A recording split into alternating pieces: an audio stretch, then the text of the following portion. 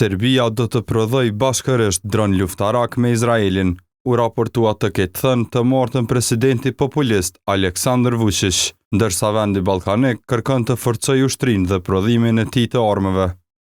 Siç raporton AP, duke cituar agjencinë e lajmeve Tanjug, Vučić nuk dha detaje specifike për prodhimin e ardhshëm.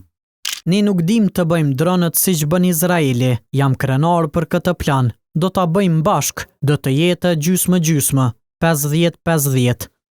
Strategjia e sigurisë së Republikës së Kosovës për periudhën 2022-2027 e identifikon qartë Serbinë dhe pretendimet e saj territoriale si kërcënimin kryesor për sigurinë kombëtare.